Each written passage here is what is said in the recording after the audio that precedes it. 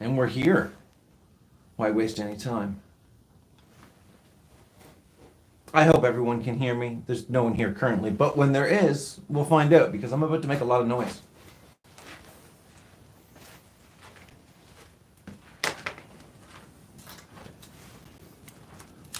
I've been putting this off for far too long.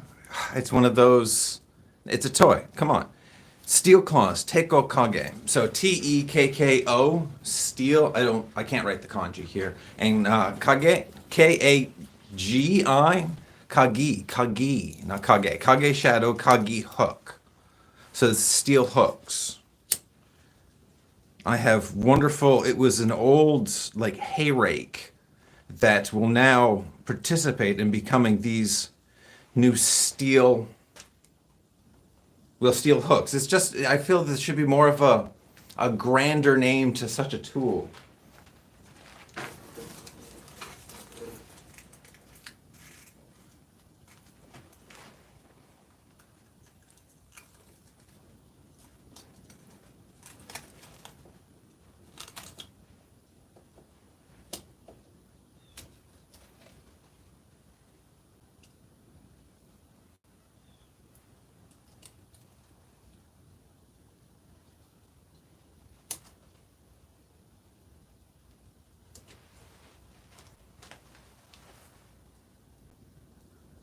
Now it's a bit of a waiting game for the moment as this starts to heat up. I've got a pile of, really, it's just carved. I'm looking at it, so it's easier just to show you. It's just wood shavings, which is really safe to have in a forged environment. At least I cleaned the floor in this area. So as this starts to burn away and travel through, I'll add some oxygen to it so we can start heating up the charcoal to really get a forging fire going.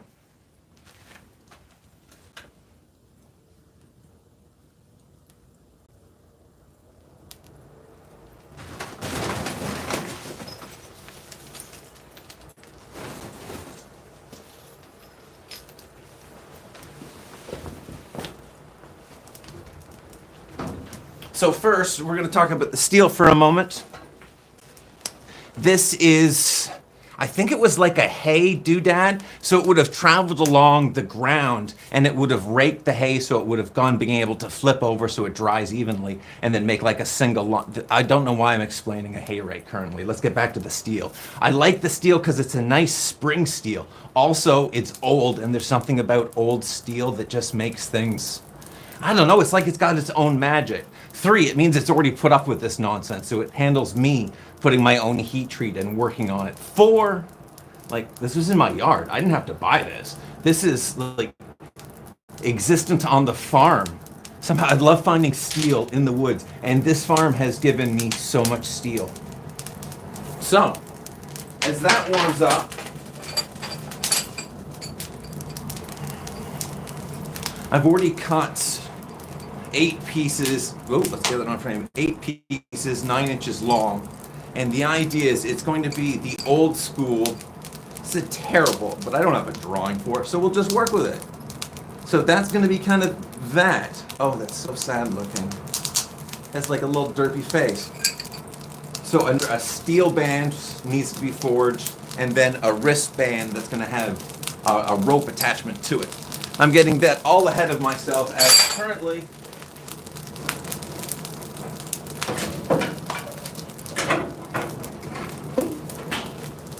I don't even have the blades ready.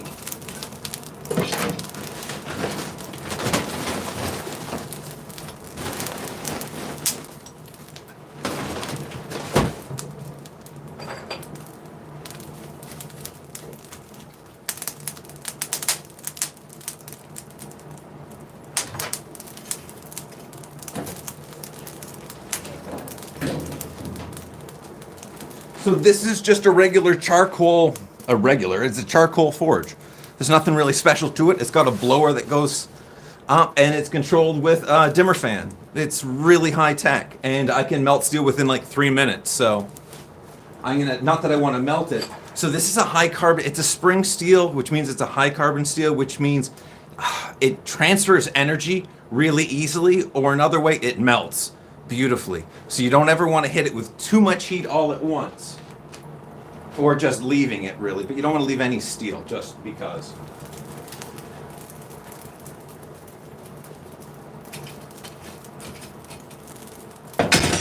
None of this steel has been annealed, so I've just cut this straight from the spring.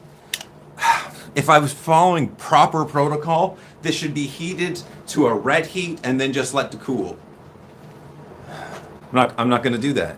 It's not going to be high brittle. I'm just not going to do that. But who's interested in just seeing a bunch of metal cool anyways? I want to start pounding this down to the proper. So there's two types of... should there be writing here? If there is, I apologize. Probably. Okay, back to it. There's two types of claws in my mind. Let's just break it down simply. There's the ripping type of claw, like historically, and we're not talking animals. The ripping type of claw, and then a cutting type of claw. I think the cutting type in my mind more is like comic book. Aside from that, the ripping one is what I'm going to focus on. So this round shape, I'm going to flatten down. I'm going to kind of give a ridge line to the top, and I'm going to cup the bottom. So in essence, it's going to be kind of like, I'm going to use the words, it has to be mai kunai, or a specific type of mai kunai, which does nothing to help you understand what I'm doing. I'm going to dimple the back of it to push out the sides. So not only will it rip with the tip of the claw, but the sides are also not sharpened, but they are sharp.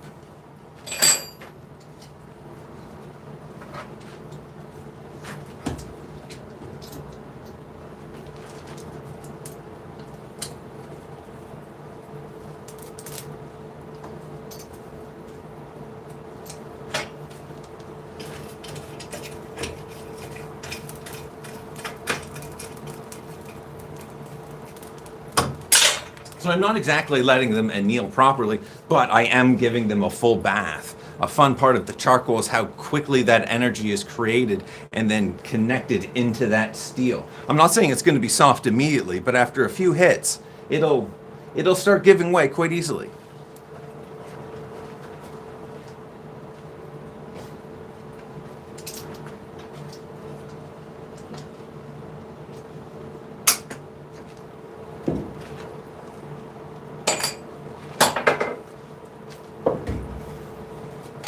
I don't need anything strong.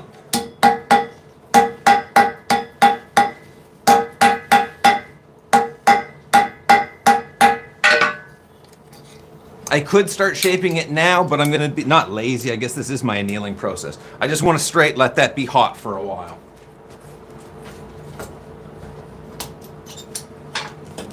So I have 8 of these blades in total to forge out, plus 2 handles and 2 wrists.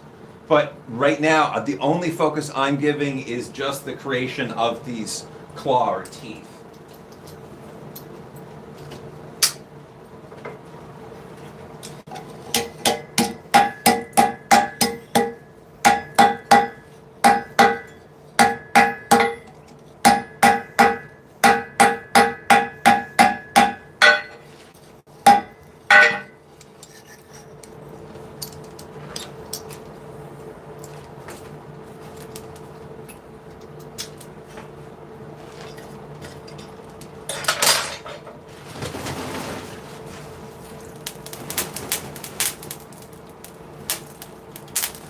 I feel like there still should be words on this screen, so hello to everybody and people. There is one.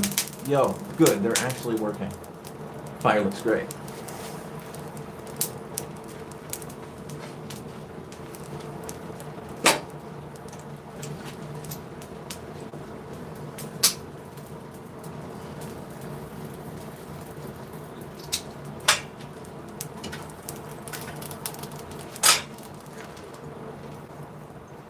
For the first while, the forge I run with extra air pushing into it to get that much more heat as all the bricks and all of the surroundings are absorbing that. But as it goes along, I can slowly reduce the oxygen. So I'm not burning as much fuel, but I still maintain a nice hot fire. Really want to use that hammer.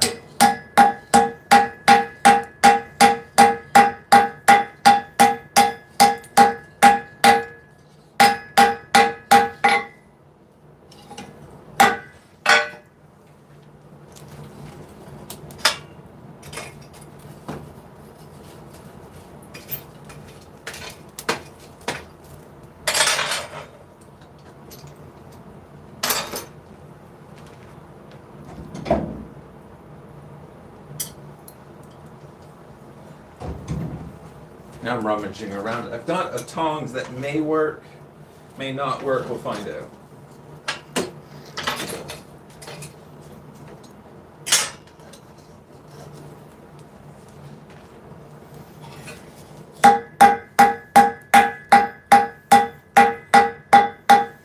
The other one heats up. So next, what I'm going to do, as we've got a nice round piece, I'm just going to start flattening it out and then tapering the nose and tapering the whole. I'm going to call it the blade. What it will actually have sharp lines, I'm just going to refer to as the blade.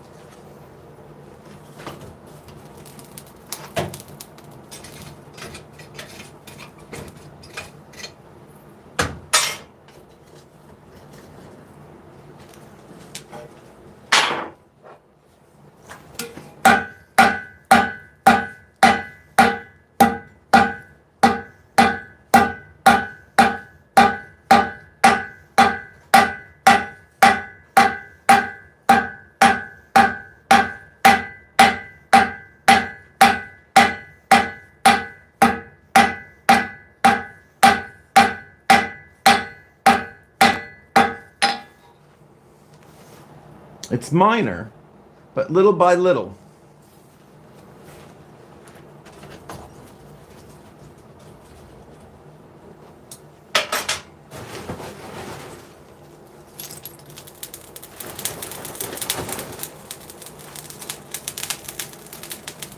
Now, right now I want to just heat up the end, get that taper working. Then I'll work to heat up the rest of the body. Let's start flattening it out so it all stays accurate. Jimmy Jean, I'm making claws. I'm going to call them ninja claws for just ease, but it's going to be 4 blades coming across the hand. Living the dream. Hell yeah. Yeah, because we all die. So if I'm not going to do it now, there's going to be no time to do it later. I'm probably burning steel right now.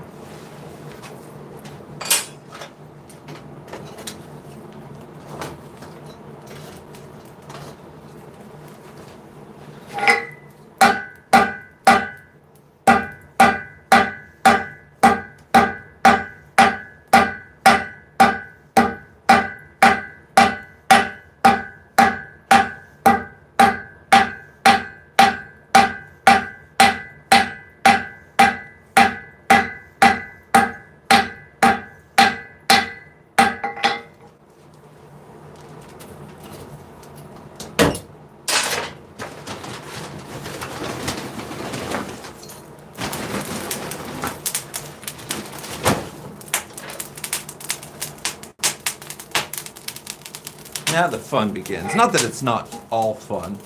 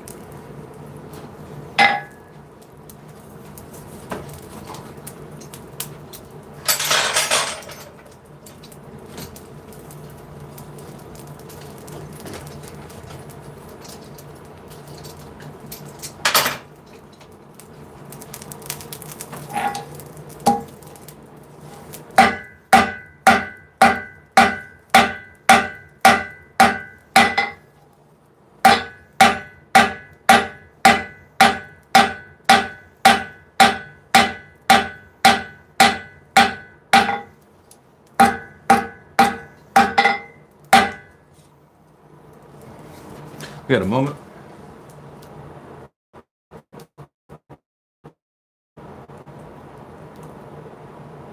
The hammer is about that heavy. I have no clue. And the steel is old spring steel.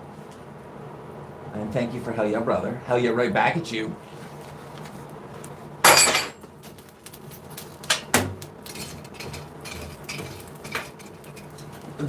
The claw is one of my, I'm not going to say favorites because my God, they're all my favorites.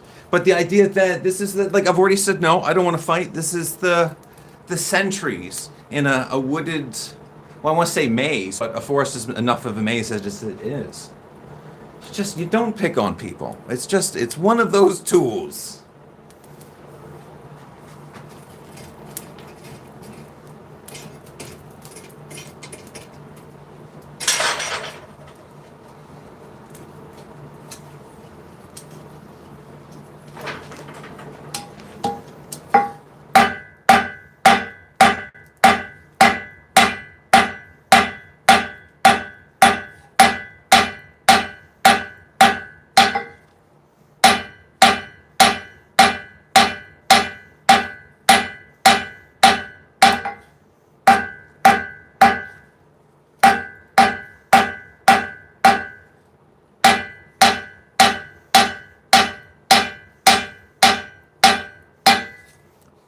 I don't want to start tapering yet, really, because I know myself. If I start tapering this now, I'm going to make a mess of it. So I want to get it all to the same size, and then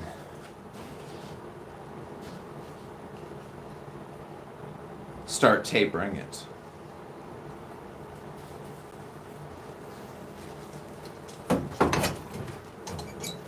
See, that's a really elegant approach to flipping a piece of steel.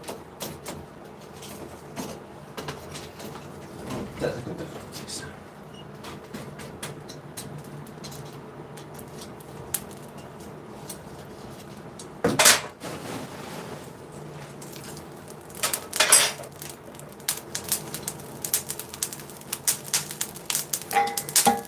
I guess to answer the question of how heavy is this,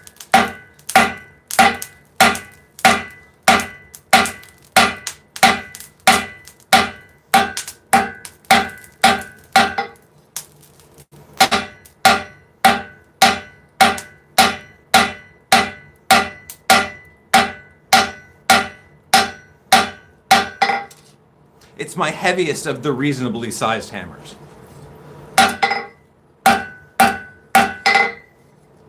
I'm not too sure why I decided to answer something while about to hit somebody.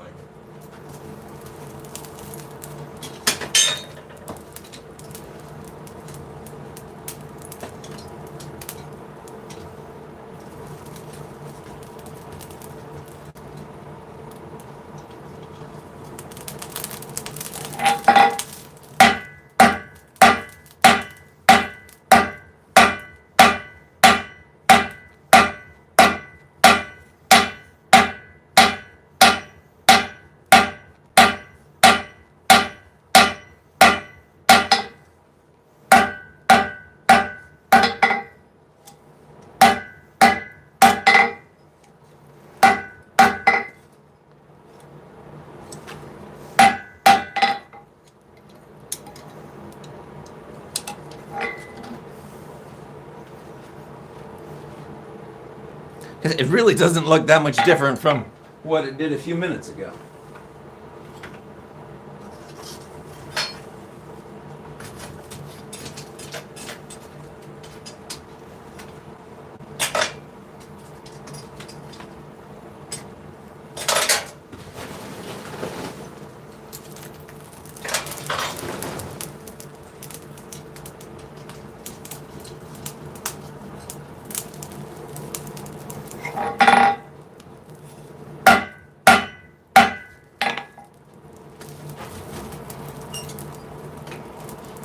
That was like full party foul on my side. That little piece of steel was not warm enough, and when I hit it, it did not want to do any absorption. It went directly to bouncing off.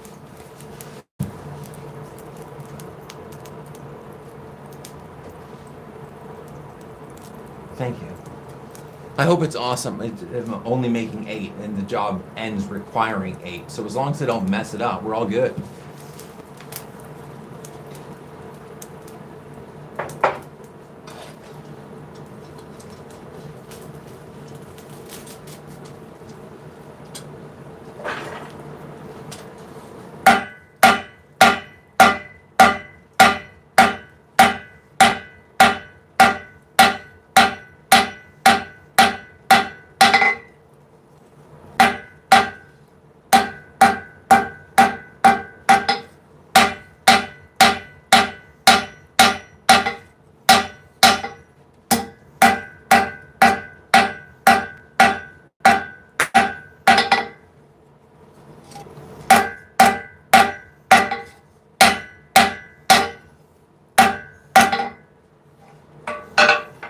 as this will be the back, I want this also to taper, but not to the same degree, as it really should only taper from knuckles back to where the rope's going to be tied in.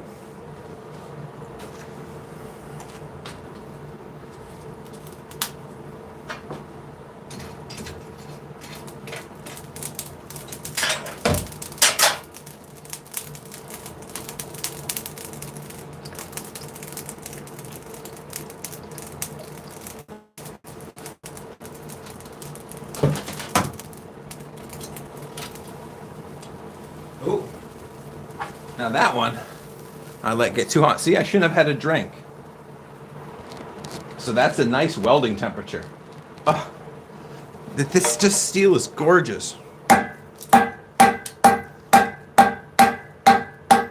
Don't thwack it when it's bubbly like that. You'll lose. If I were to have hit that, that was almost liquid. That last bit would have just popped off and just sent a ring of fire around. It would have been quite pretty, but as I just said earlier, I only have 8. I want to end with 8. And I've lost my heat.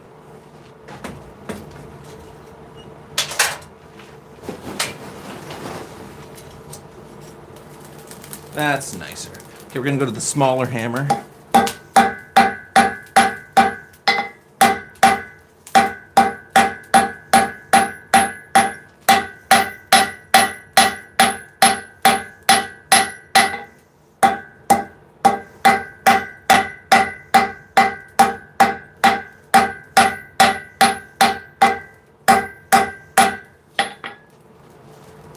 I turned that edge over. That's a fail.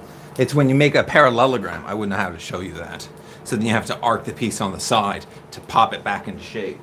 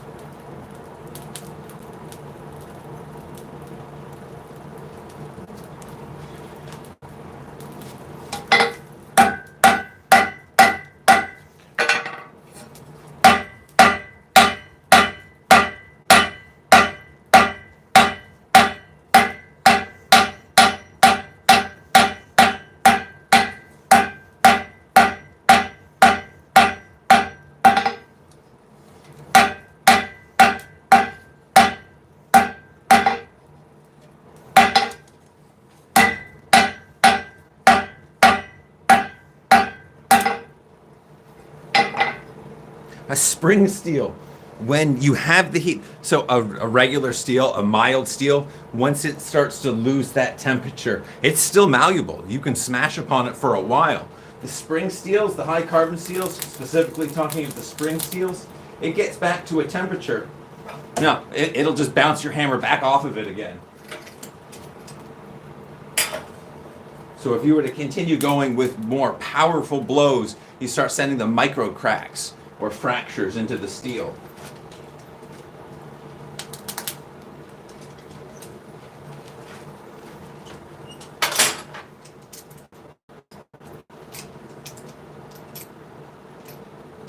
Need to go to the adjustable.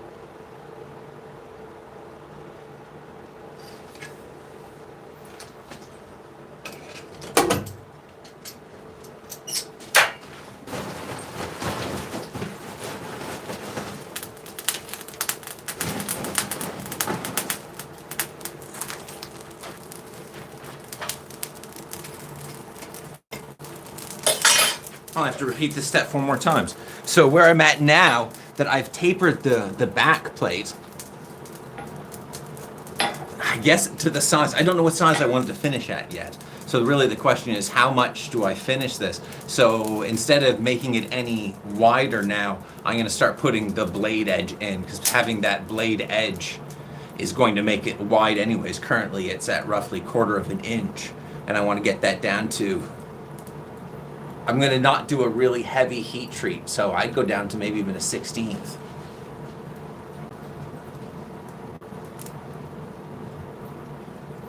I hope you get that forge someday. Forges are pretty great and really easy to make. I'm burning steel again, I bet. Oh, I'm not. Oh, wonderful.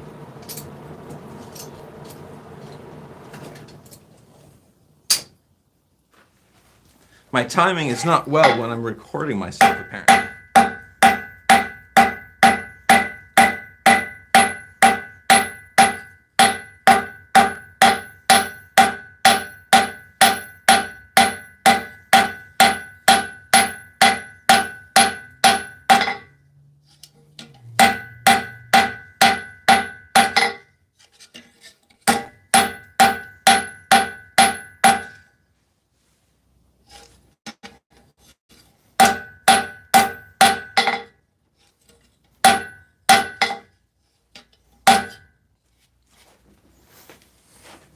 My original plan, I don't think this is going to work.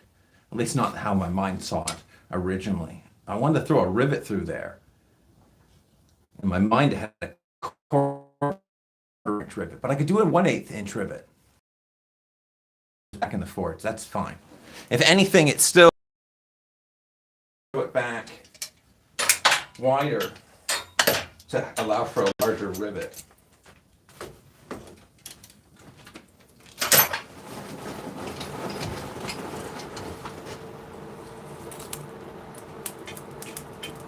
I want rivets specifically.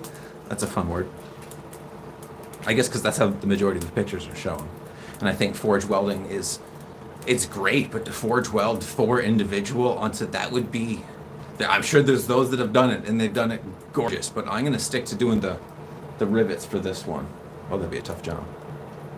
Okay, I'm not getting on that. Though while this is heating up, I need to make a new rivet maker. My old rivet maker, I always got the rivets stuck inside of the rivet maker, which I think I spent more time getting the rivets out than I ever did making the rivets. That I will not be making a video of, because that will be boring.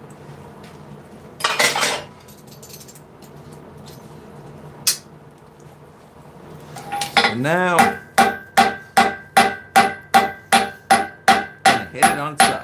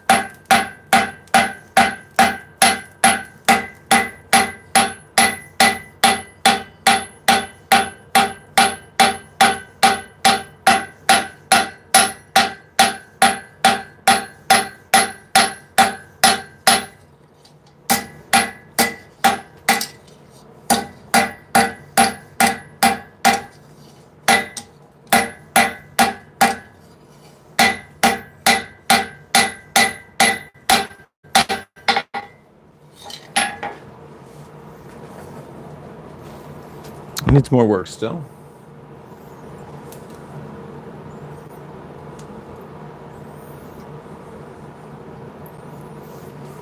It's a lot.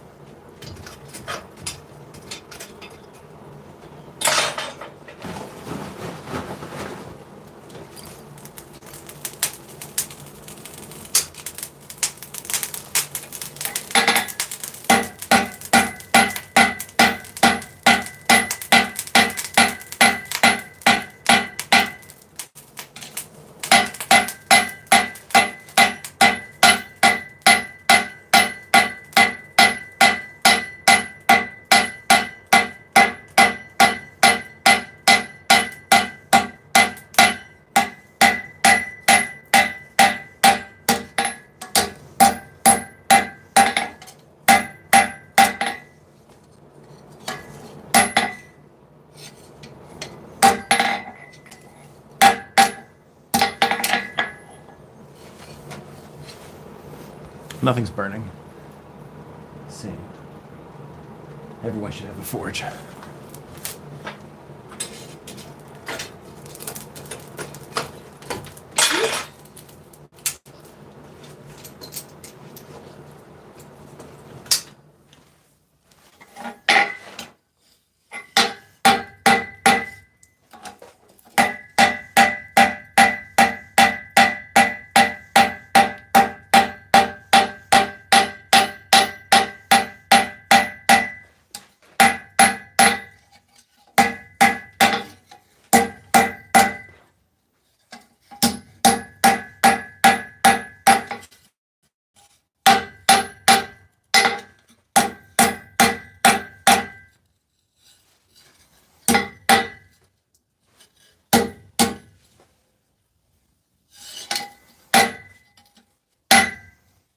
Wow, that is 2 of 8. So I have to do this a few more times before I can go into the next step.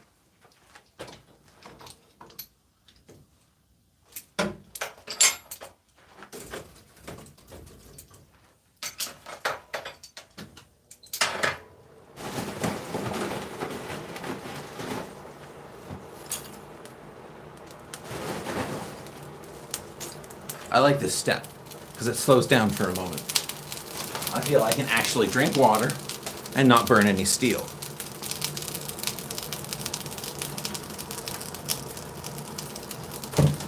So now I'm going to allow those to sit inside the forge, so they're really not going to get to cool so much. They'll be able to come down, but they'll stay within 100 degrees, which will keep them soft for the next step. Well, I'm just explaining this for the moment. We're not doing this yet. But I've got a downward and an upward. So I'll put it onto its back, and with a ball peen, with the ball part of it, I'm gonna come right down that spine. So that's going to cup that steel, and that shape, that triangle it's going to create is going to give it more strength. It's also going to make it look a lot nicer. So as that's going on, then I will drop onto this, which will also engage more of that V coming down so I can widen the steel. And in this case, I will be coming right just to the edge which means with this hammer, I can just continue along to slowly thin out that steel.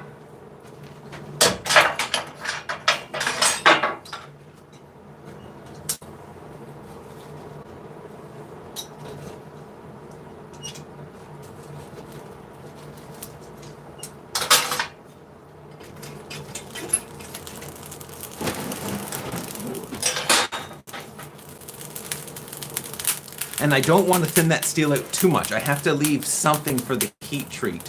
So if I were to bring it down to the cutting edge before it goes through their heat treating process, that outer edge steel is just, it's going to heat up too hot. And even if I do get that perfect, the chances of it cracking, just because of how that steel is going to move during that process, it's just going to weaken the steel. So you leave it a little bit thick, do your heat treating process, temper it out, and then polish that down to that sharp edge, cutting edge, or rounded. It doesn't really matter what you want to do, but you do it at that process.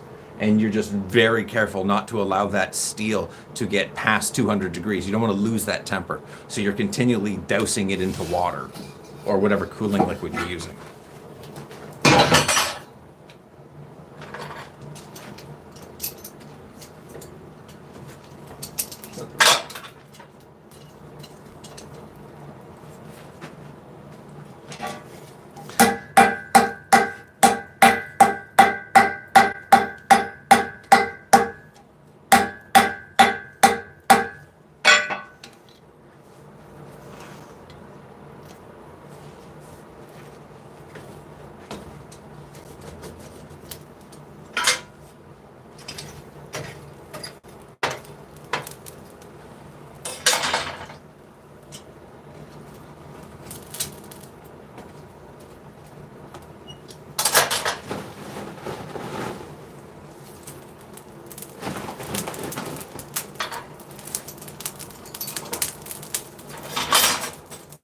So in the end, we've had, everything is dark. Can we see? There we go. And then it started off, it started off at 8 inches. Oh, I'm not touching that one. We're closer to 10.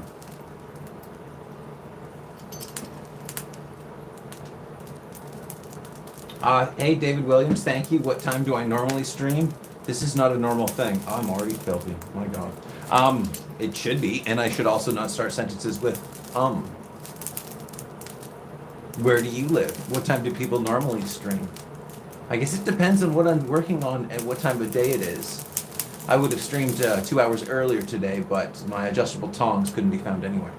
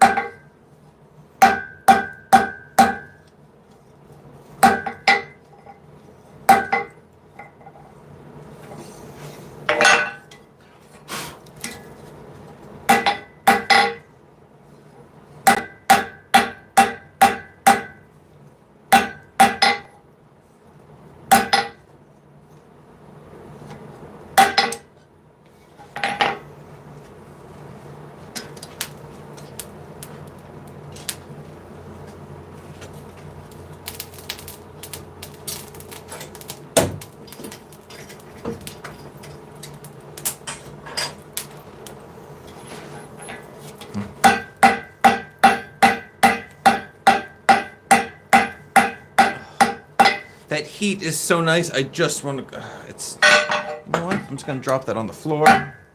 Yep, that's fine.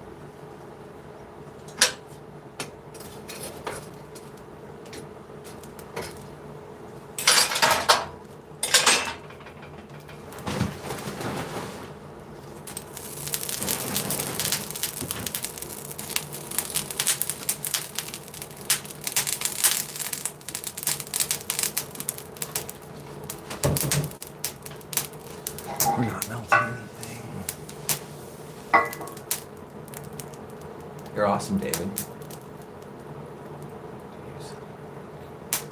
Is there any? Oh, I don't know.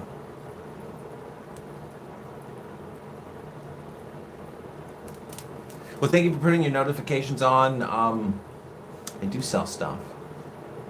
I just don't like talking about it. It just seems weird. But yeah, turn your notifications on. On a live stream. We make stuff. I do like the Renaissance Fair.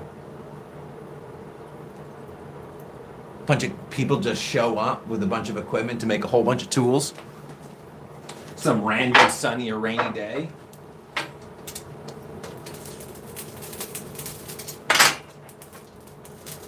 It's dedication. Why is my hammer on the floor? That's not the right hammer.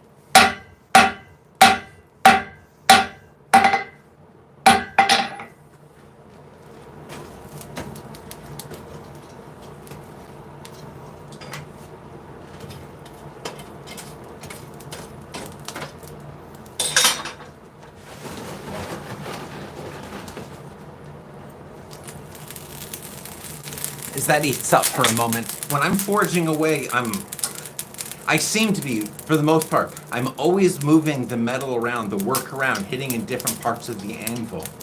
You are supposed to, in many cases, you lift up your piece before you strike it, and just before the hammer blows, you pop your piece back down, strike it, and then you lift off. And you still move around your anvil because you don't want to get it too hot. You kind of want to keep this as cool as possible. I'd like to tell you that that is me practicing proper technique, but it's not. But it is something you should do.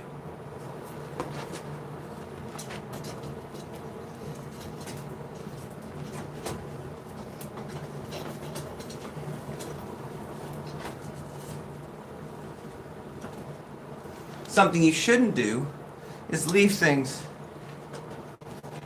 in the forge. That was the one that I kept hitting because there was some sort of bump.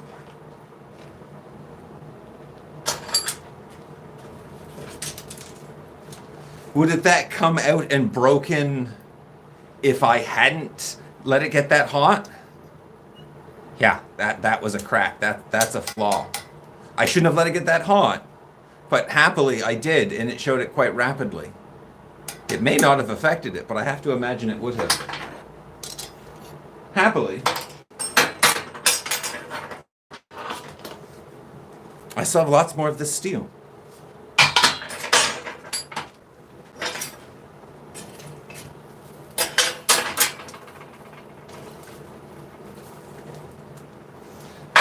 Still, it's a sad moment.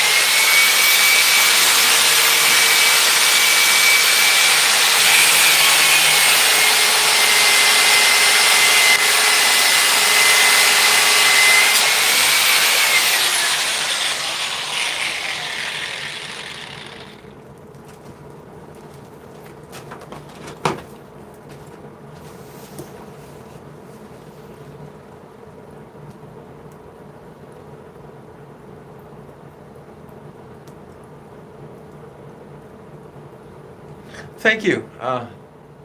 Ben? Ren.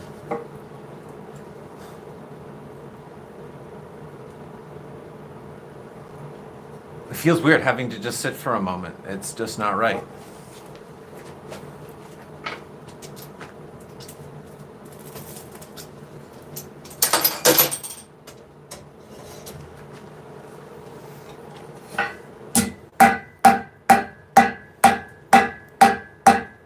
This is a great example of orange. This is fine for... see, the camera doesn't show it right. It shows it fine. But in my eyes, this is orange, which is a fine color to straighten. But to manipulate and want to reshape this steel, it's far too cold. But to me, that light, that looks yellow by camera light. Yeah. But it's not. That is orange currently.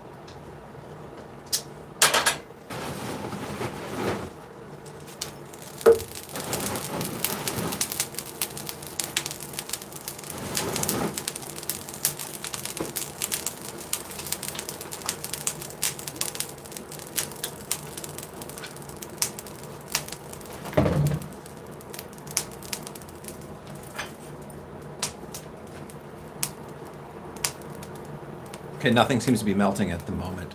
So this is a style of claw. Most of the claws that I have, steel bands, small little claws that are coming out. Very hidden, small effect range. These, the Tekko kage, one we can say they come from, we can't say that. Many cultures have steel claws. I'm just using the Japanese pronunciation because that's how I was introduced to it. That's just a long way of saying, what am I trying to say? They're terrible. They are terrible. That's all I could say.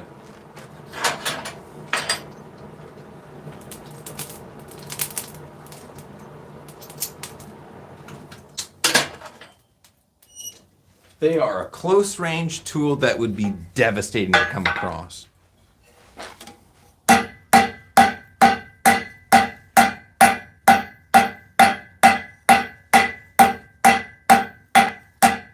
You would need very little training in a tool like this.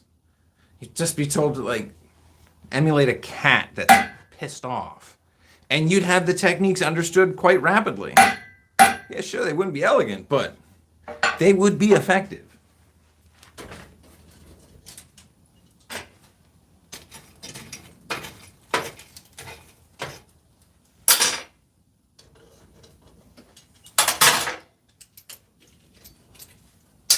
But I'm intrigued with all of these aspects.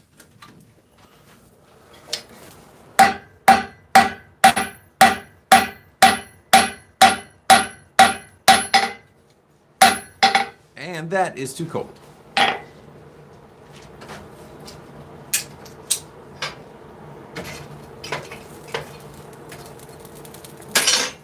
I hummed and hawed over this for far too long.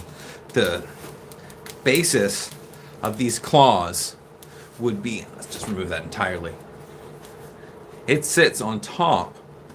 And then it's that question of how does it fasten? I've seen references in which they have it that there is no fastener. You just hold a handle as if it just magically stays there. That's nonsense and it hurts. It hurts. One, when you're coming into, sure, it's going to press if you're a ripping attack. Leverage is going to get your back, but that first initial into that leverage, not cool. So moving past that, then how do you? Because I can't use buckles because that just doesn't have the aesthetic for me. I don't want it to be loose. This is a long way of saying I'm going with rope. So I'm going to forge. There's no way that's still cold. On both accounts.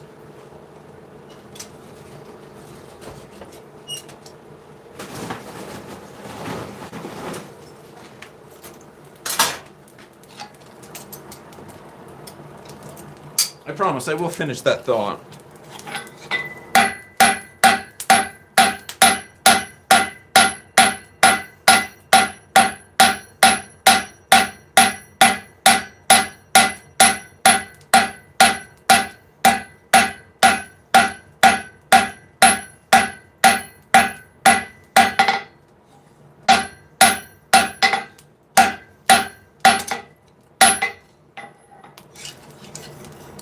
I want to forge the back wrists with 2 loops to allow like a large cotton rope, very similar to what, so if you're familiar with how the helmets works, that's the Sengoku style helmets. That's a specific statement. Sengoku style helmets, like 18th century, that's the Sengoku period.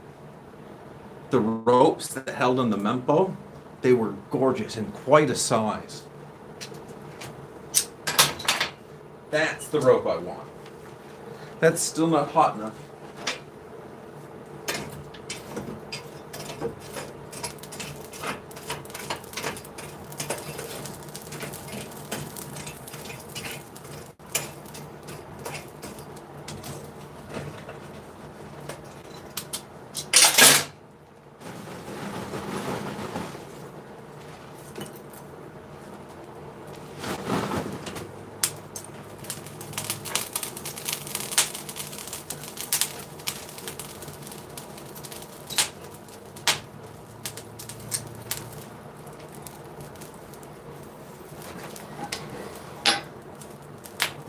A link tree, maybe that's the word I have to use.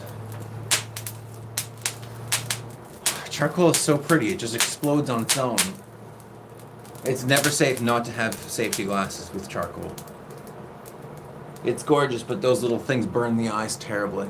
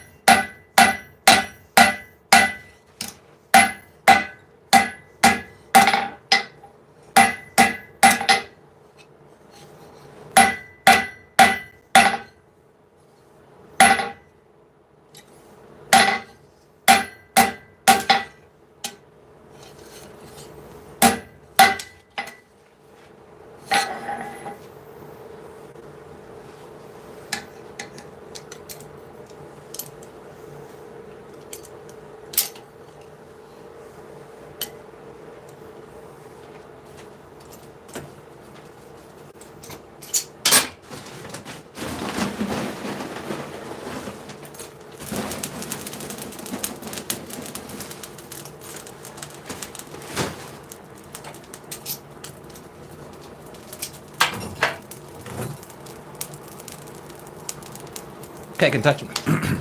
I can touch them now. I forget the mic's over here. So it will be a blade, but it's also in a sense, I was saying earlier, for ripping, it's going to be like a kunai. As this is shaped, this is how I shape some of the kunai I use for gardening. I can use a low carbon steel and give it a really great shape for that strength. So I think it's a fun application for a really strong steel to get that much more strength from it. So then after the next process where I'm shaping these blades, I'm checking how... No, I'm just going to go directly to not burning the steel.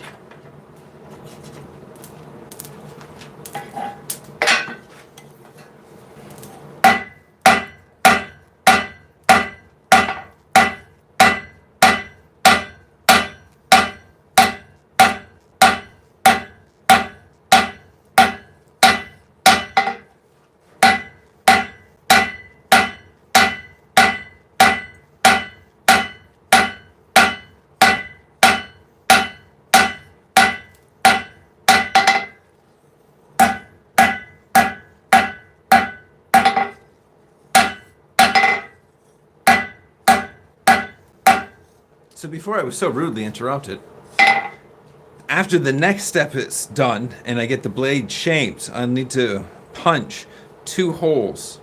I want a 1/4 inch in both, but that's not going to happen. It would look weird anyway. So I'm going to go a 1/4 inch across the knuckles and then do probably an 1/8 inch rivets across the wrist.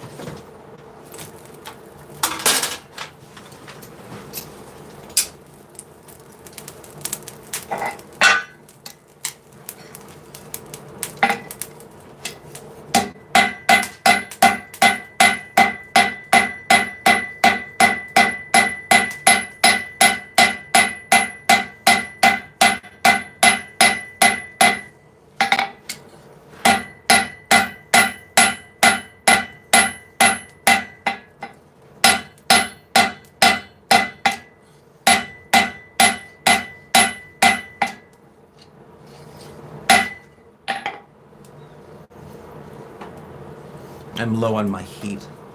I need that energy. I just need it an inch, inch and a quarter up more.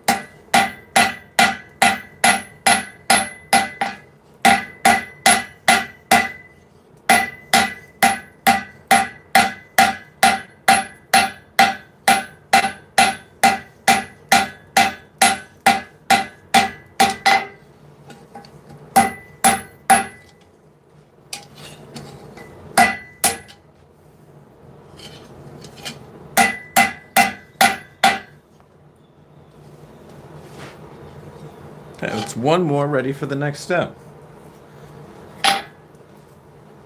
It's the one more game for a while, I think.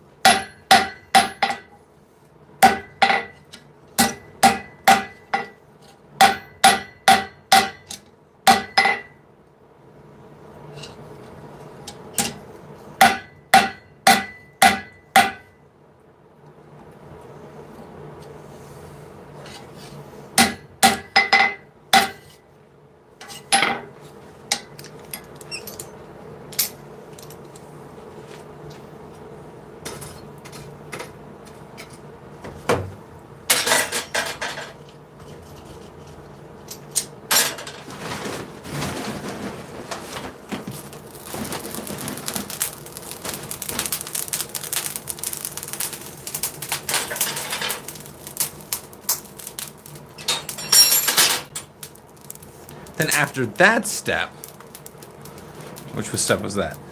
Sharpening, pitting. This will be attached straight onto the claw, which looks terrible. Well, not that you can see how terrible it looks. Haha, kind of? Doesn't even look that bad. The point I'm getting to, get to your point, Matthew. I'm going to curve it once it's all riveted to the band itself, once the claw is in place. Then I know I can get each one, because each one has to be organic. If they're all exactly the same, you can just tell when they're all exactly the same. If it's organic, it's a nicer look. It's more work, but it's a nicer look.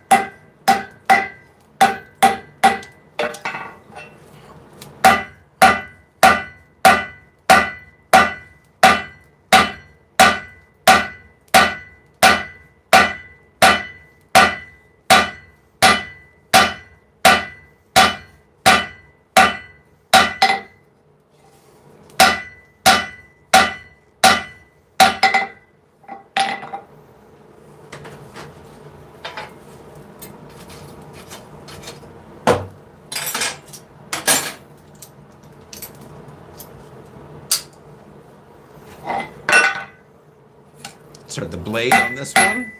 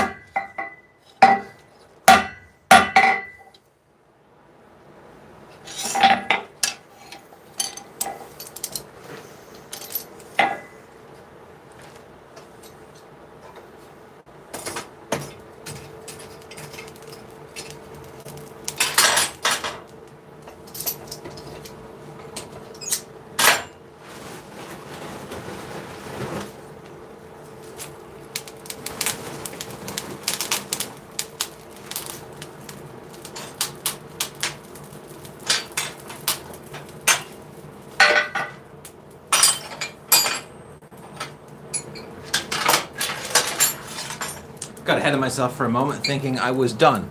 I couldn't find 2 more. I'm not done.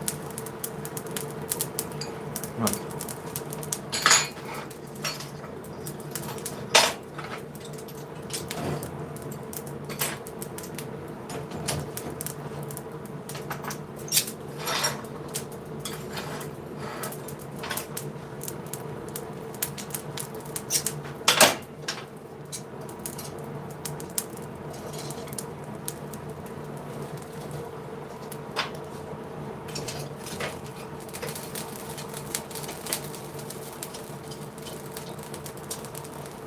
This is old steel. As I said, it came from an old, like a hay rake. I don't know what year it came with, but there's something about how the old steel moves differently than the new steel you buy today. It's, I don't know how to explain it. It's just different, and that's my story. Hello, Daniel.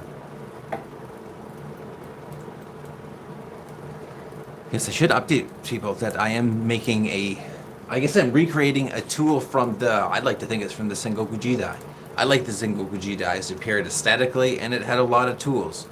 So this is a hand claw of that time period, that time period's aesthetics. I think it's just be cool. It's a nice piece of old spring steel that should carry a fair edge and have a springy point, and one for each hand.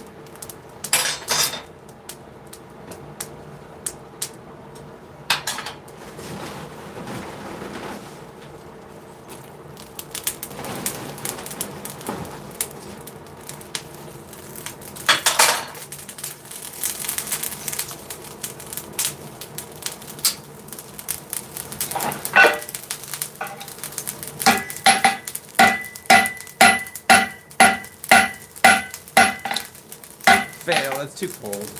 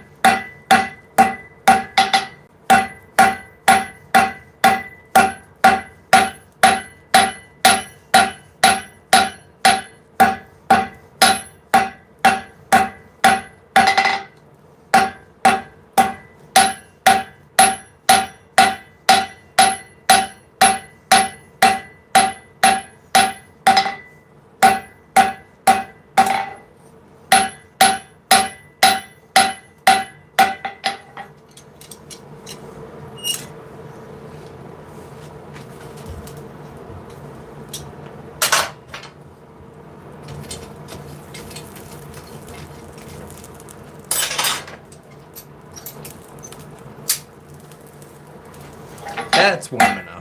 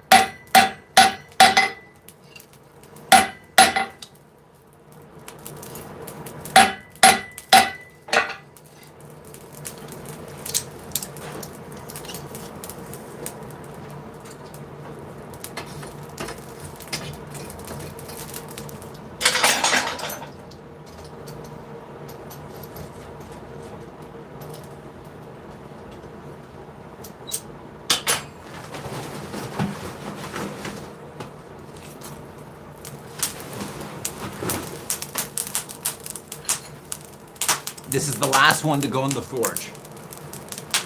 So when this one goes into the forge, that means I have forged 6 already that work. Minus the one I already melted. 7. I wonder how much faster I'll be able to do it now. We've just got 2 tapers, a small 1-inch taper, a 3-inch taper. It's got to be smushed down to 1/4 of an inch, and then radius down to 1/8. Radius isn't the right word. Chamfered down to 1/8. I have no clue what the terminology is there, but they're probably words. 1 hour and 24 minutes. We should be done definitely before 2 hours.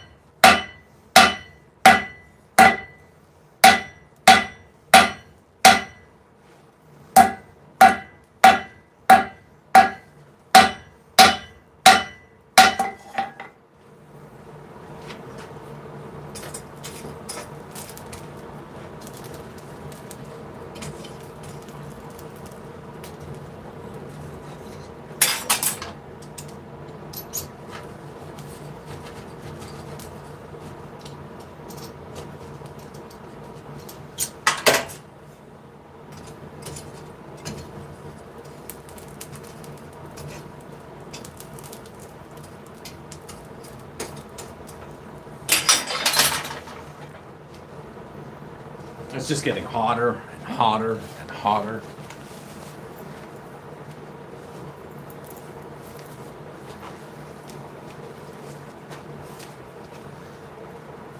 I'm not complaining, but it's, I think, 2 degrees Celsius outside. Which means when I have to exit here, I have to redon all of that equipment. And everywhere just feels cold once you've spent a day in the forge.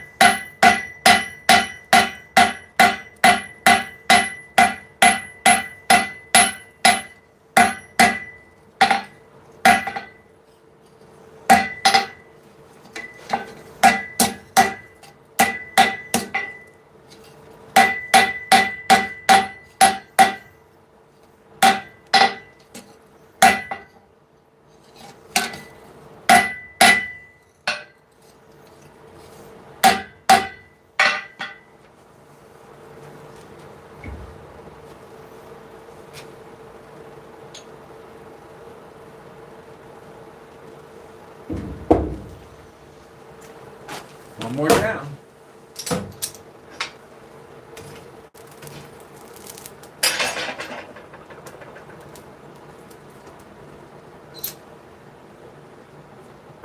Means the last one going in the forge.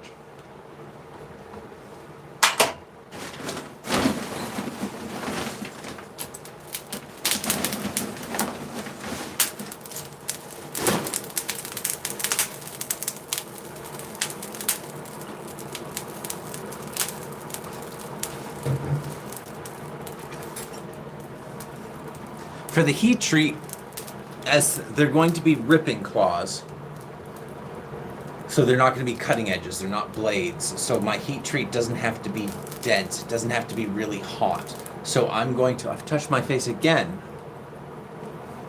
So I'm going to get this up to the right temperature, and I'll do an oil quench for these.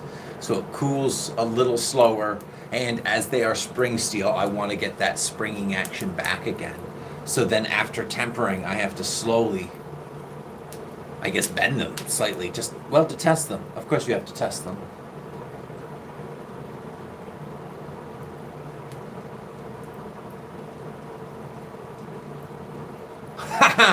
That is awesome. I'm happy to at least be a part of your master thesis in some way, if not just the background. Keep kicking ass at that. The last master thesis I had contact with was one upon the strengths of titanium for use in the aircraft industry. Thank you, Najib. So, hell yeah, keep going.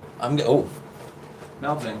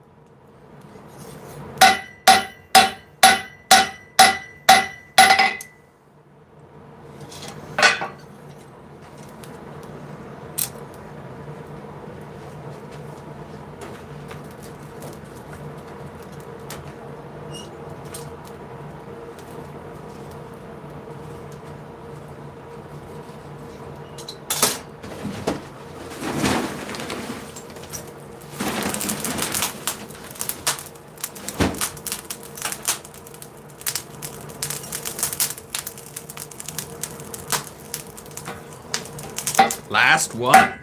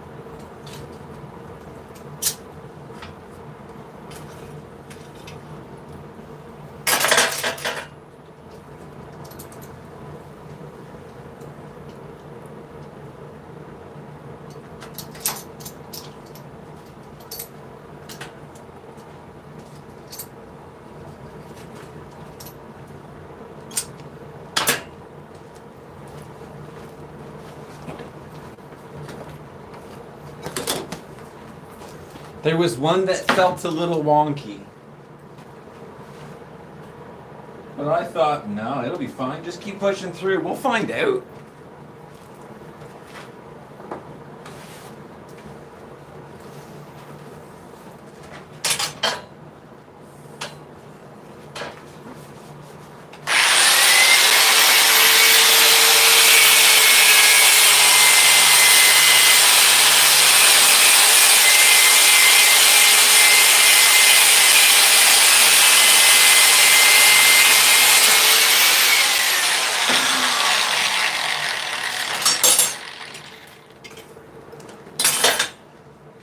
Okay, without crying, we're going to say last one. Again.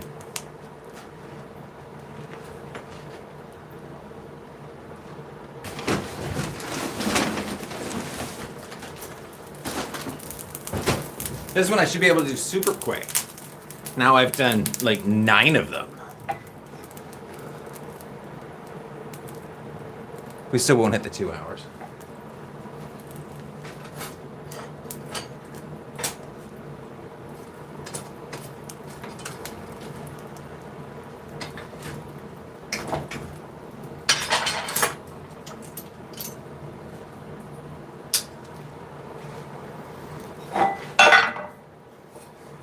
No.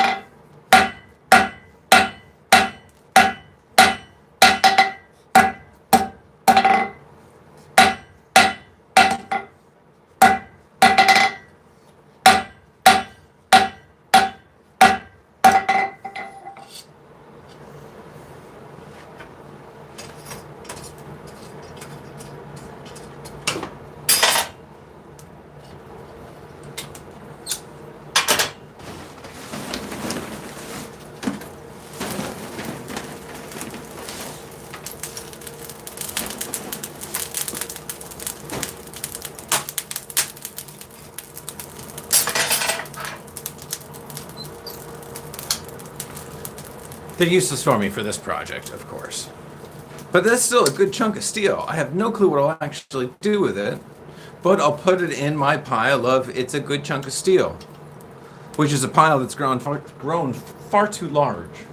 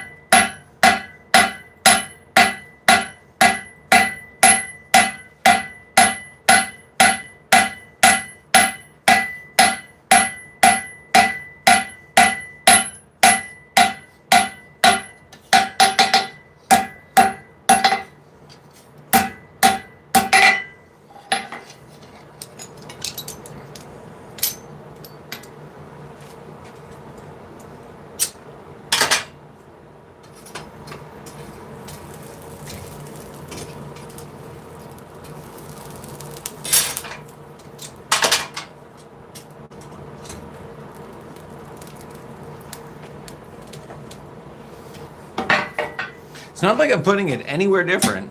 The hammer's in the same place every time.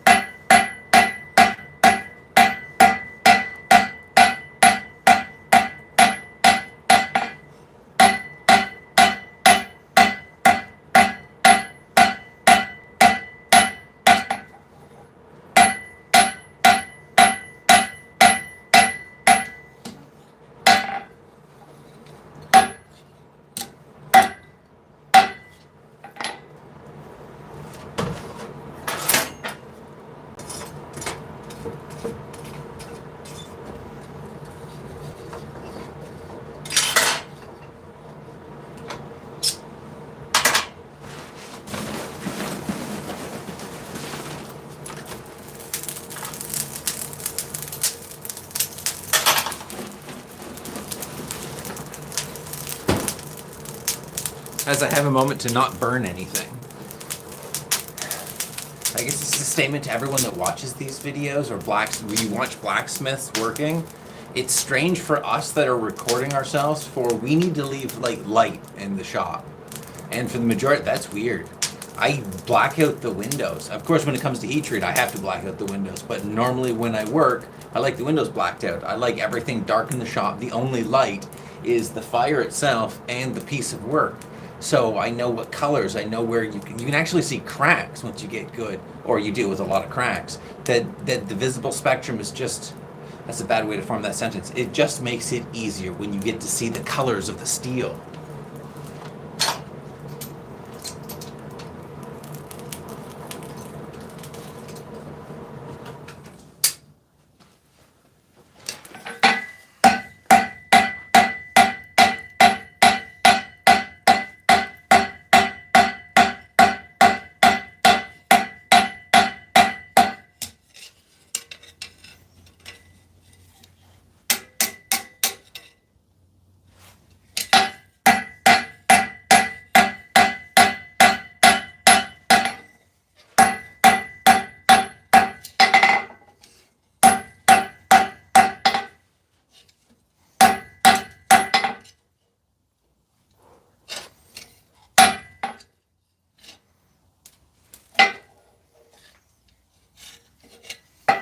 Signing off on that one.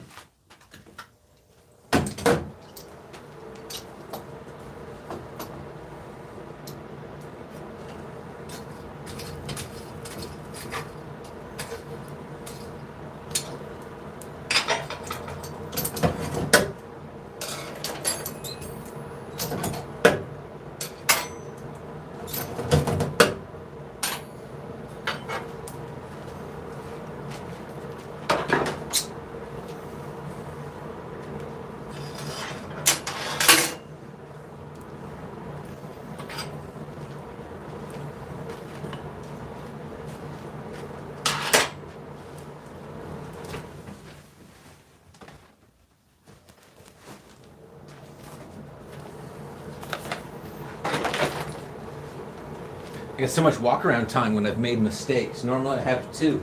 There's always two going at all times. And you get in that rhythm. But once that rhythm's broken,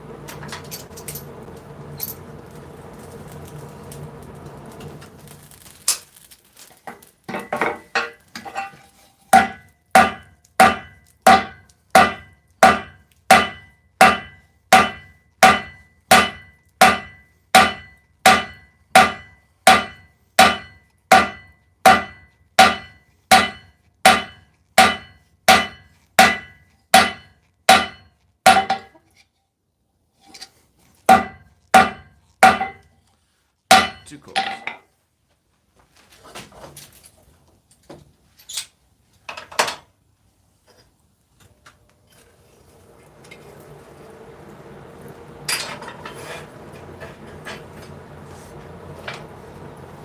When that one's finally finished, watch, I'm gonna move it there. It'll be lost. I won't be able to find it in a moment. So I'm gonna put the next jig on. In your professional opinion, is your fire hot? Yes, in my professional opinion, that is a very hot fire. That melts steel really easily. Regular charcoal that you do for a barbecue with an air blower, you will melt steel. So for the next, I'm going to go with the ball peen hammer and I'm going to put it into a jig, and the best I can do, I want to like right along the spine. Hammer, the word I'm looking for is hammer. Right across the spine. It'll just cup it, it'll strengthen this top edge which apparently you're just gonna have to believe me is there because it's not being shown.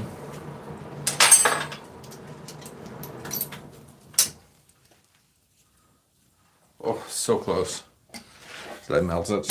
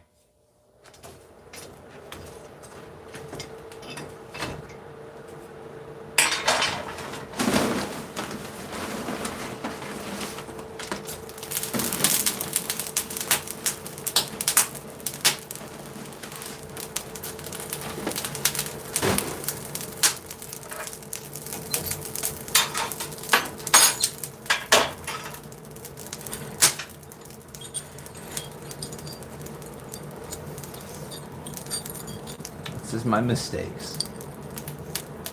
Are they really mistakes? I've just made new ones, and I don't have to talk about these, and I can use them for something else. And yeah, that's actually still a little warm.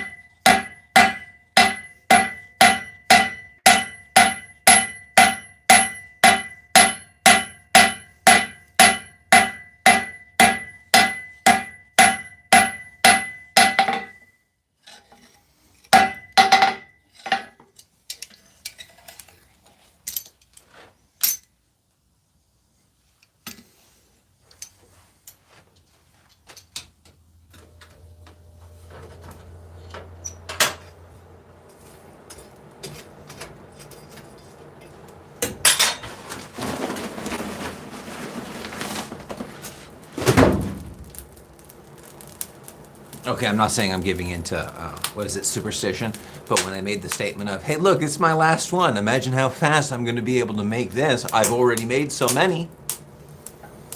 Yeah, I'm not going to be so cocky this time. I'm just going to be really happy when this one's finished and it looks good.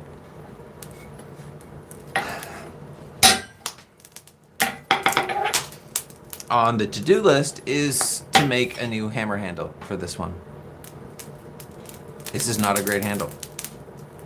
It's a great handle. It's not a great fit.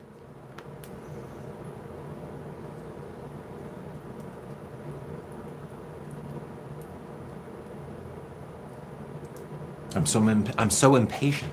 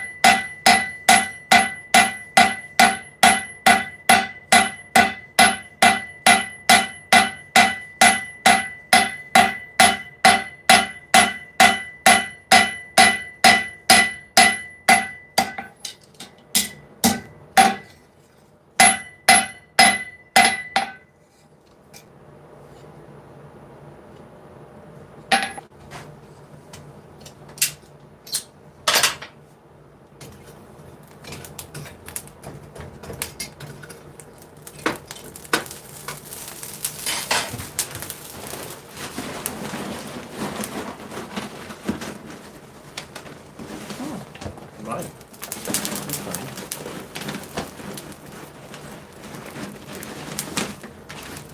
As I'm wandering over looking at the camera, I wonder that within this mode, I can't even tell how many, well, what's my battery life like, so.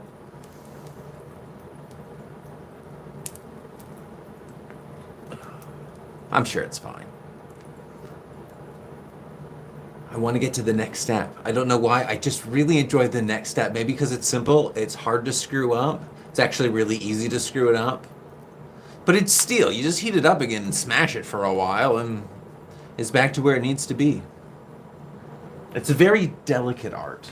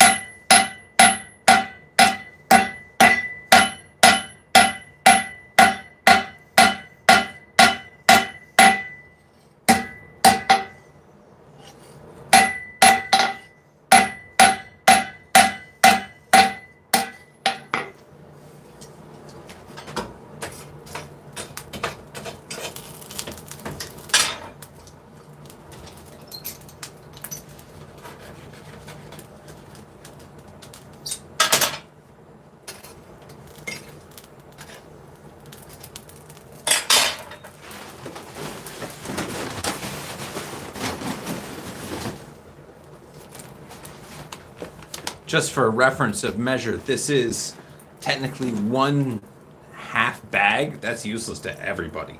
It's 4 kilos. It's like 9 pounds of charcoal that I've gone through in like 2 hours.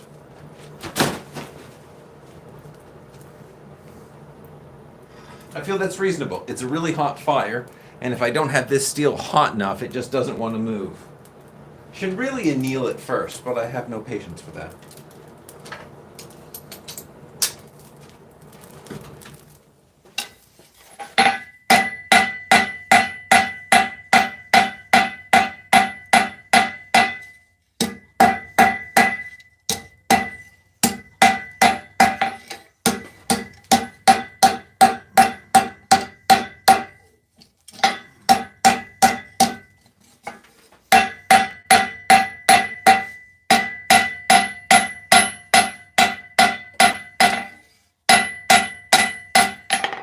Jeez, last heating for this step.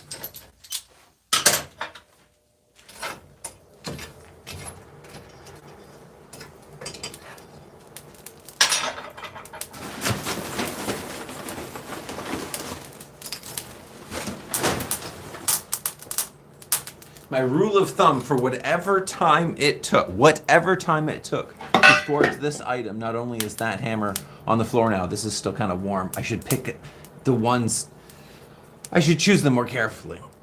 I don't remember what point I'm getting to. This is really hot.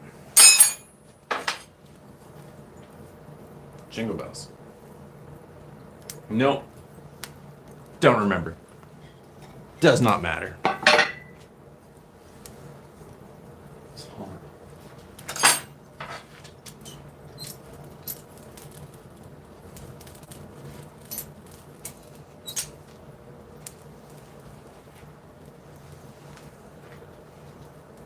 Getting later in the day, the darkness it helps. I like the dark to see what color these things are.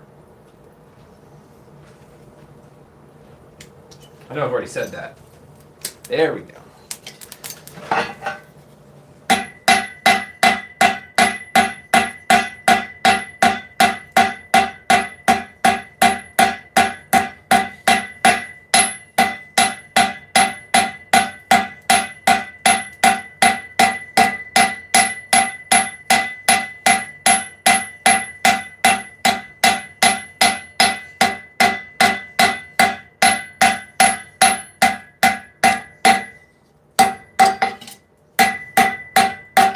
Now this blade is going to have no rest cycle. All the rest get a rest cycle only because it takes a while to set up the next device.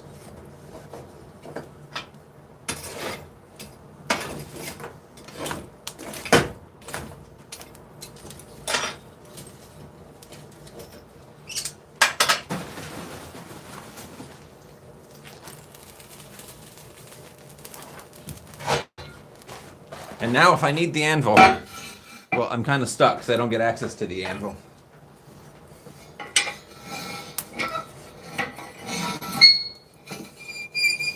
It's classy. But it works nice. It's loud.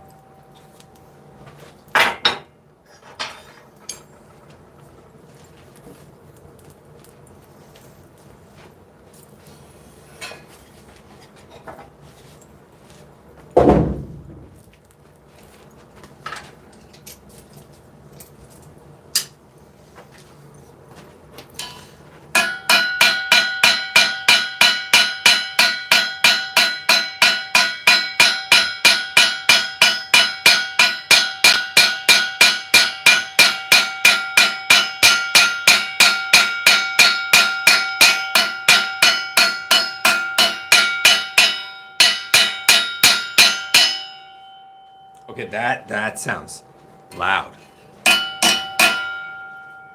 Pardon me.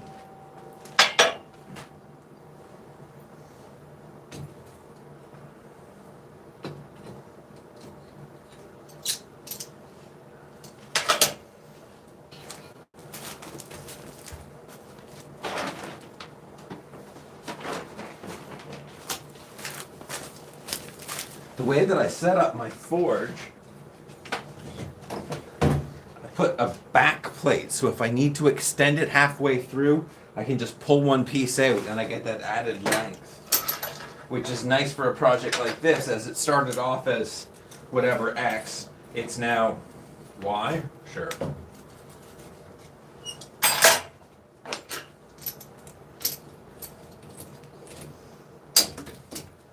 Geez, I recommend turning your volume down.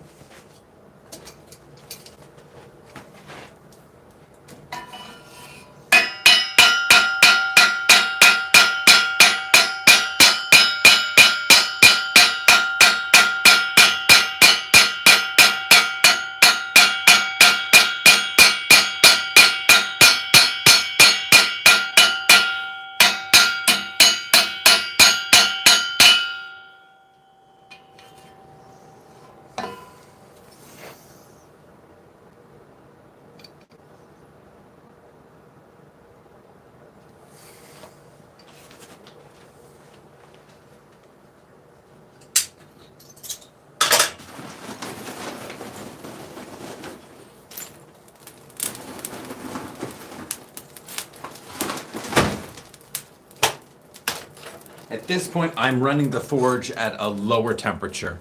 As I've already melted through 2 of these, I do not want to make that mistake by just not noticing the temperatures increase.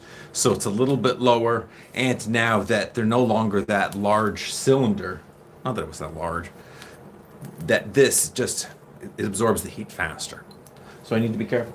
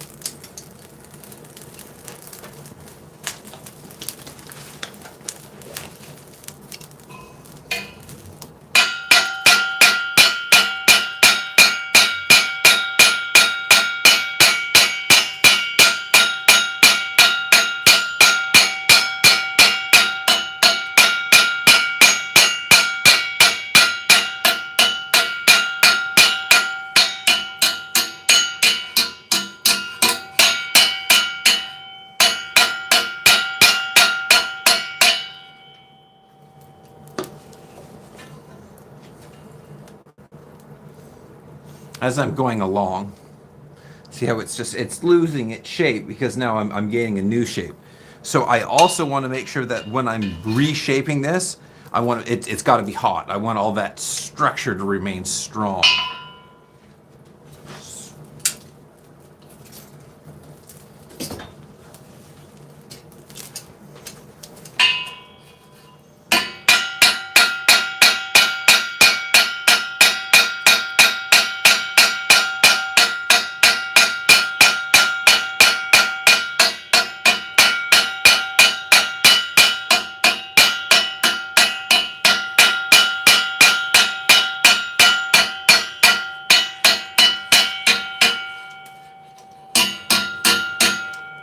I just said don't do that while it's cooling down. I just said that.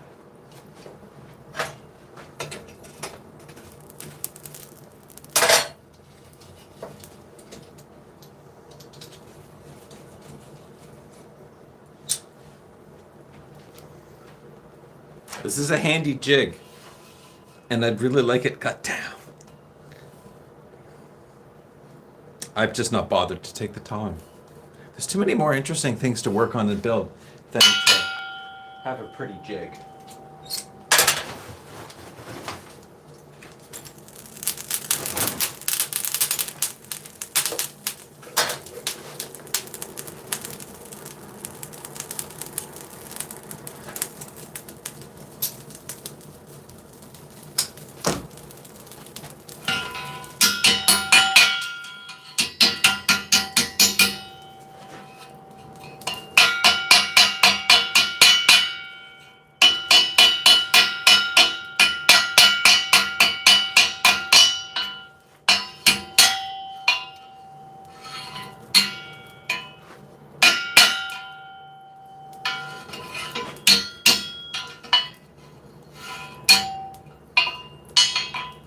Okay. I need to go one more time for these. But that's fine. I can get it somewhat straight.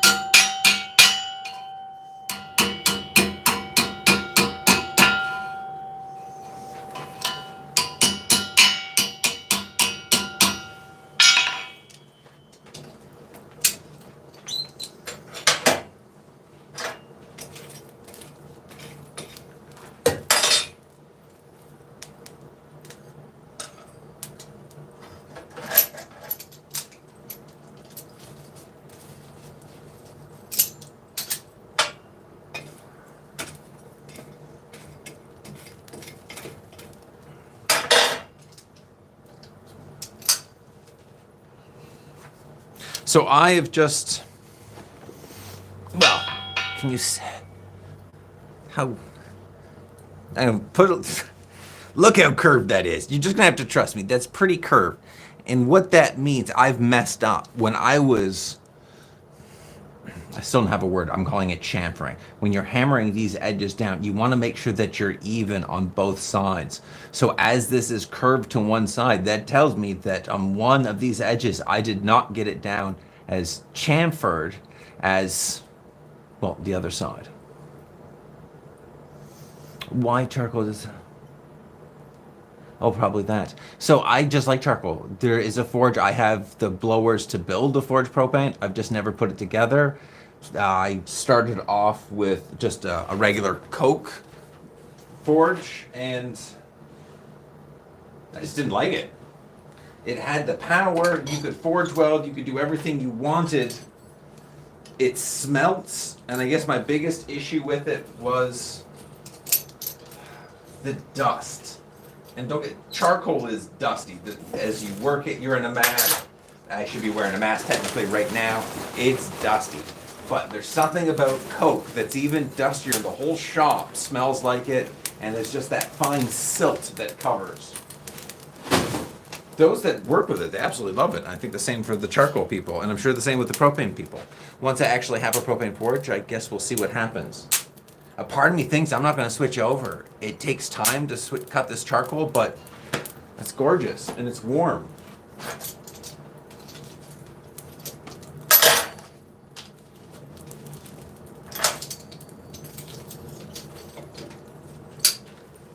Okay, volume's down. I don't want to touch that.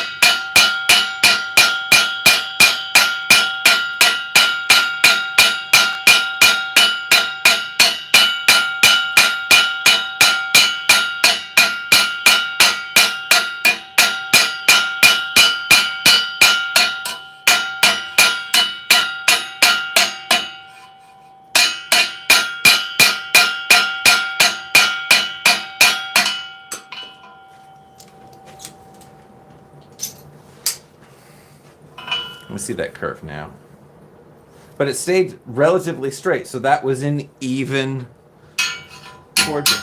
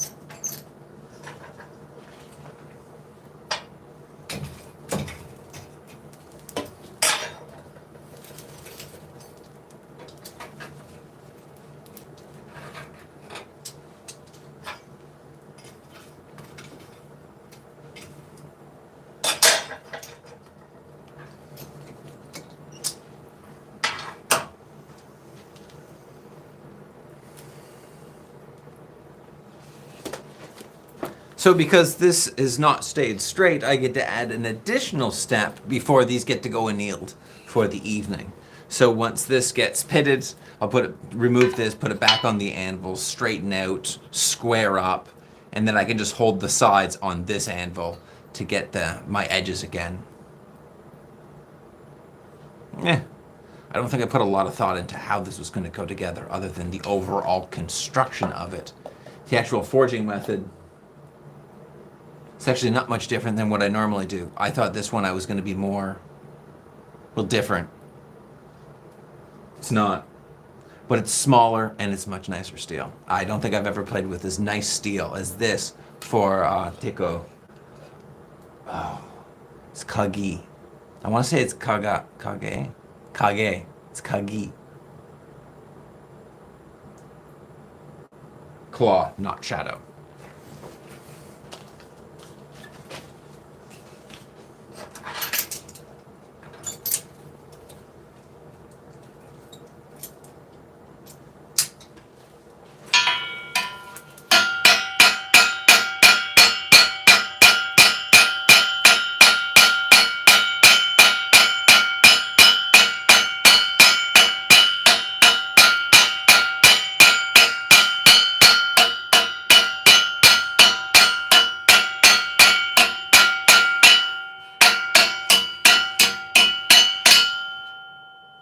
That's a great curve. Look at that.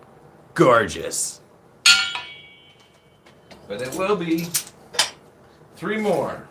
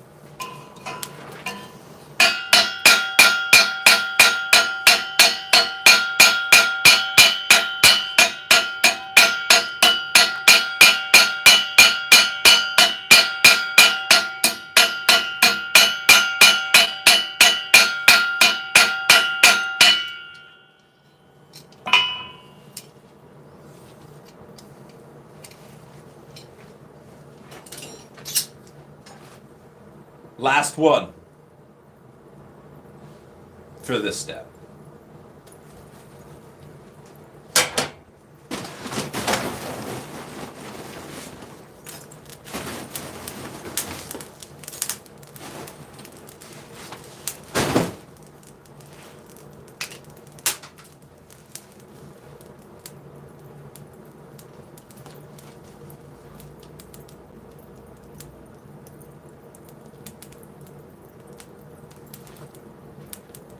We're almost there. Almost there. Ow, that's hot. Don't do that. This is rejected. I am making an old set of claws, a new set of claws that are old. That doesn't make sense. Martial art tools. I'm making martial art tools.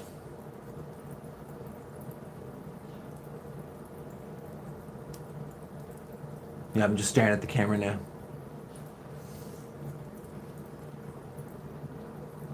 Just letting everything get excited enough that the hammer makes it, like the steel feels like Play-Doh.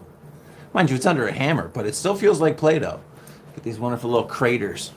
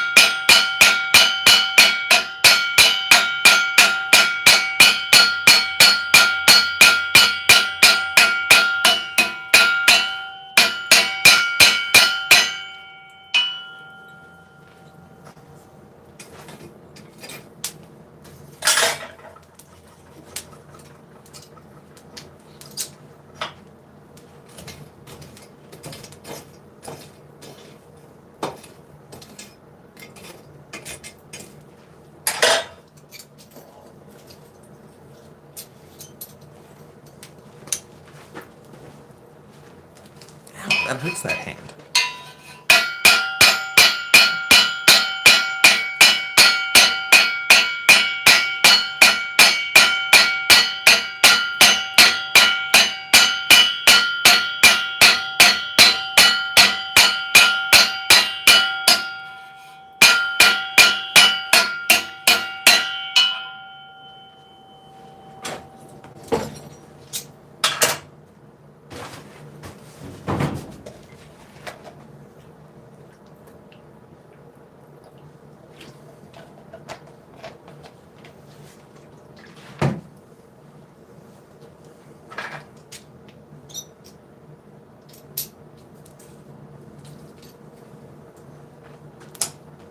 Ooh, last one. Second last step.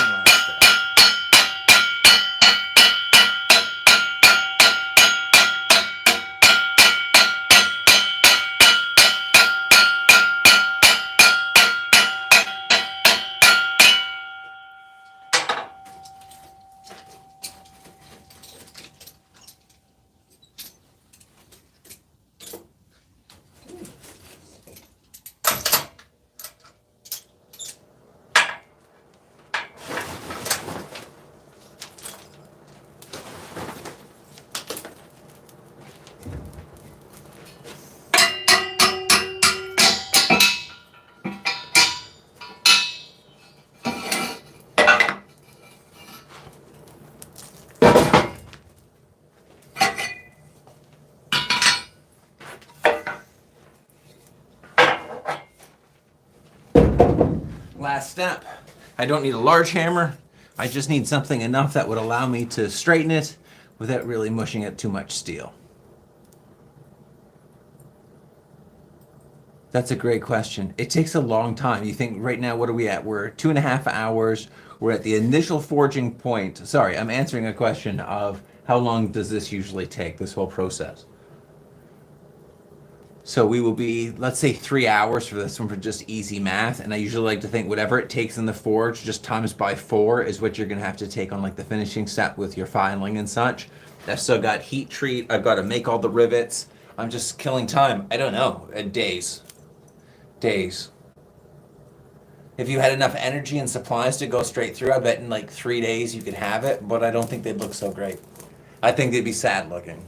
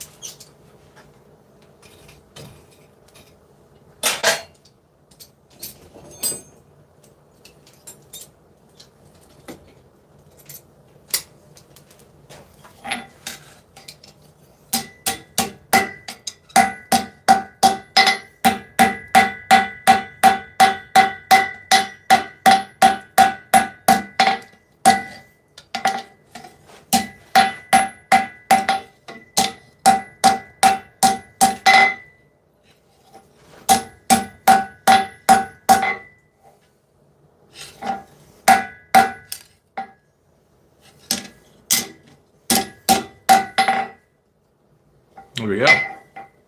One. Now this is going to go, I don't think you can see it, but it's going to go straight into an ash. A bath isn't the right word. It's ash from a fireplace. And the idea is that's going to allow the steel to stay hot for a long period of time so it cools slowly so the steel's as soft as it can be for the next step.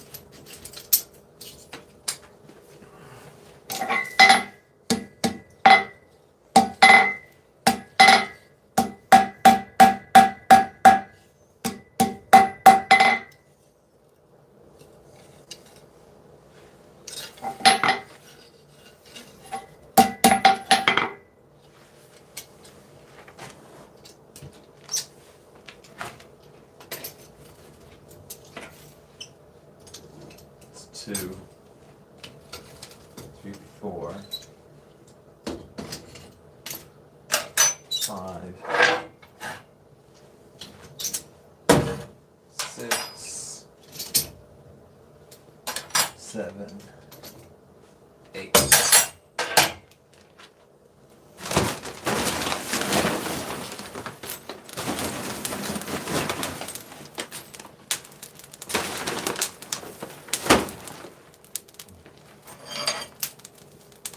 So by making them or leaving them to soften for as long as possible for the next step, I'm just going to pretend because I can't touch the hot ones and I've already burnt my fingers enough so far. I can go through with the file, clean up all the edges, see what finish it is, and then I'm going to punch the holes. And that's specifically why I want it as soft as possible. I find with this old steel, it needs to be as soft as I possibly can get it just to get the drill press to push a drill bit through them. That I found some pieces on this farm that even annealed like twice through, I find I still have to use a punch just to get a hole. But it's really old steel.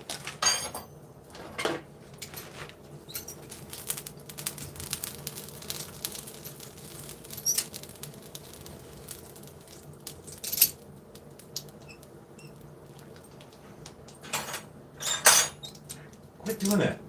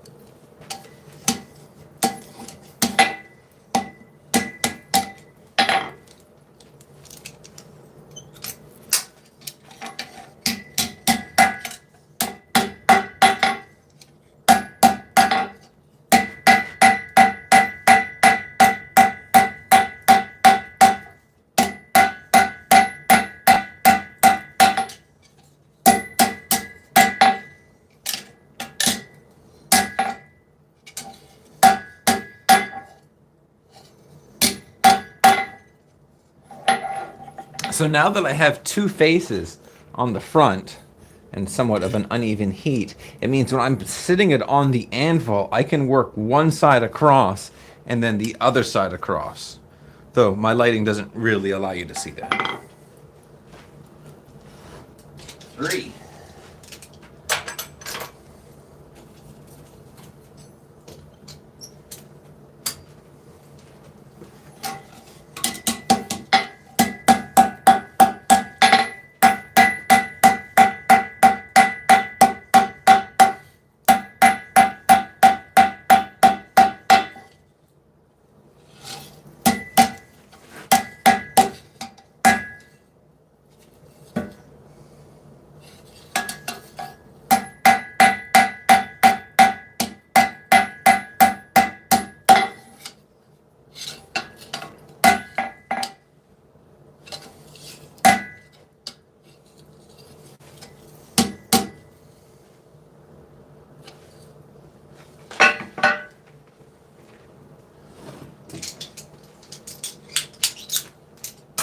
Four, 5. So let me, I've either lost count.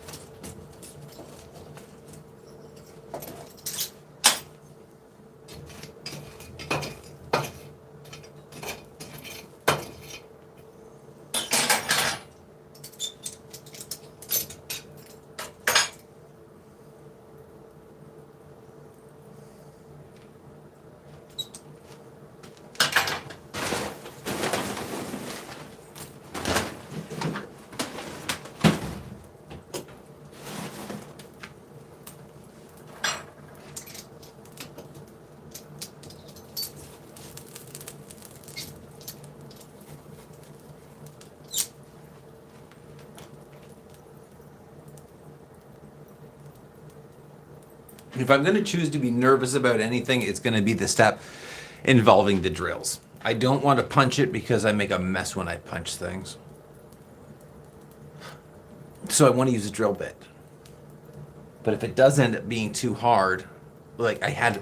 So why I'm going through the sphere is I had a set of kunai, it's somewhere over there, that I had to drive through the holes and they just kept going off center. And this being such a small project, if it goes over center, just please by a 32nd, it's going to be obvious.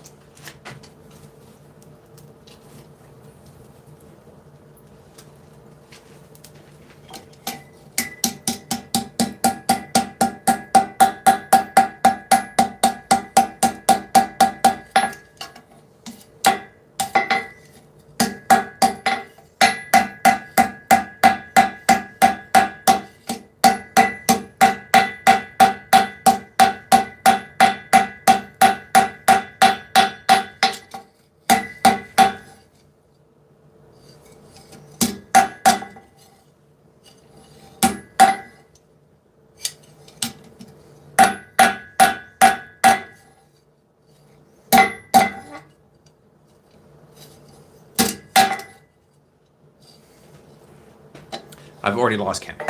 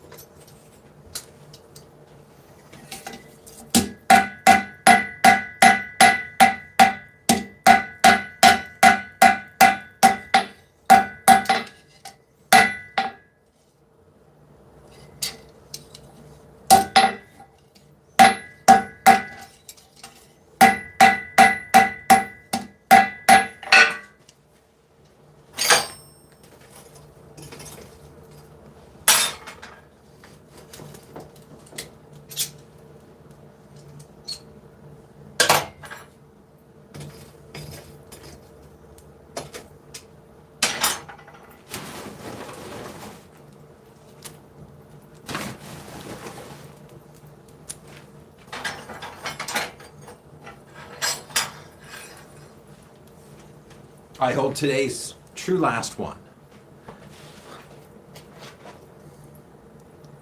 And I remember being brighter in here when I started.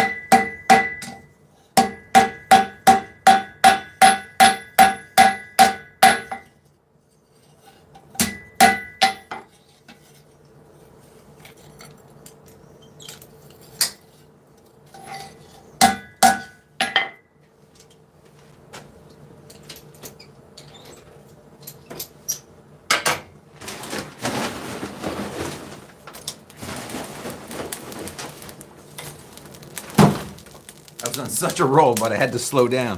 On one of the tines, it's indented just slightly. I don't know, I can't show you because I threw it back in. So I need to put it back in the forge and just smush that steel back out because it was right at the base. So if I leave that indentation right at the base, I don't get the same taper as I want out to the tip. It would mean I have to go, everything goes that much thinner. I can't have that. In my option, what is your best work? No, I ain't touching that one. I got far too many things to build before I think something's my best work. Just no.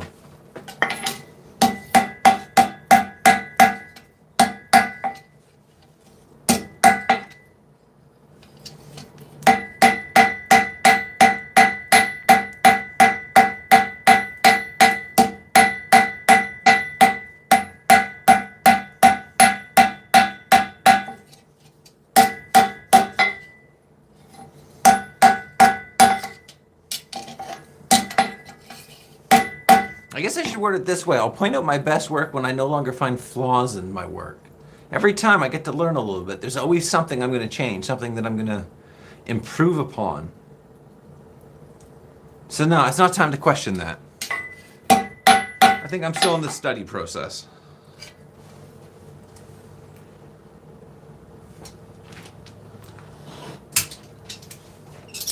Okay, truly. Last one, going into the forge.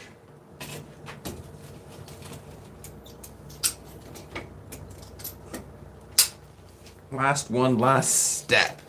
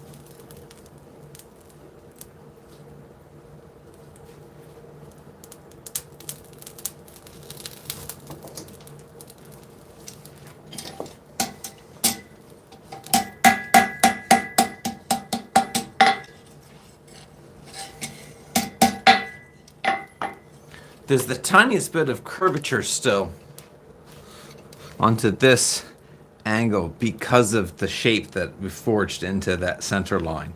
So I want to have it straight so I can punch holes where it's going to go to hold for the handle and for the wrist.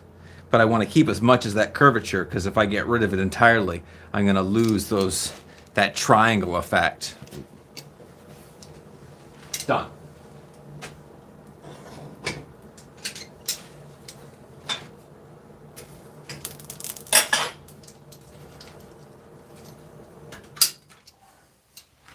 I think that's definitely the worst one.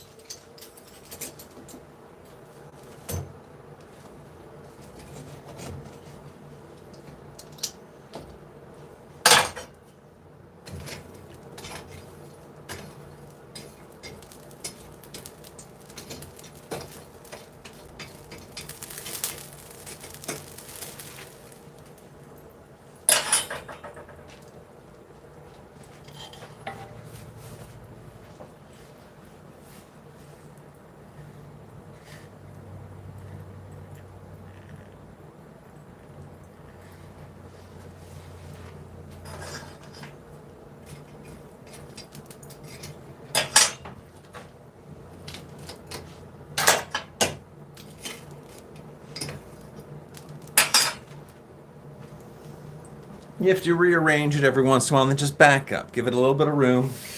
You don't want to crowd the workpiece.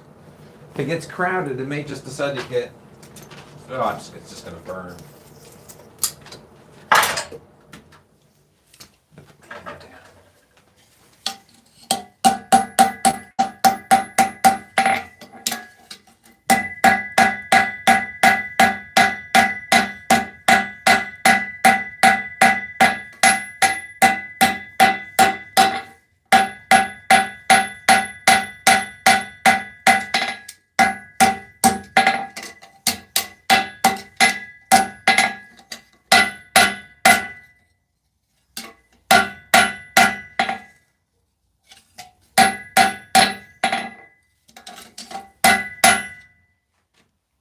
And that is it.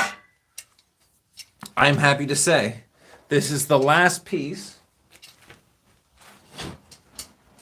to go in for annealing. So that's it. It's over. I'm done. Now I say like I'm done, like this is, and I guess when I work with charcoal I have to touch my face numerous times because it wouldn't be appropriate to go home clean. So that is the last step for the first of the forging of the blades. I'm going to say next, but I do not mean right now. The next is to do the wrist, what'll go for the hands, the wrist, and then I can clean those up after I've drilled them. Oh, there's going to be so many steps, but I'll post most of it anyways, and then it's the actual time of playing. So I thank you. I hope everyone enjoyed this. I hope everyone has a great day, and I'm off too. We'll probably get cleaned up and then probably get to work on something else. Okay, bye. I say bye like it's just going to go like it's one of my videos, but to be honest, I don't even know what button to hit right now to say, this is over. I'm going to try the 3 dots. Nope. It's the X button. Imagine that. Okay, bye.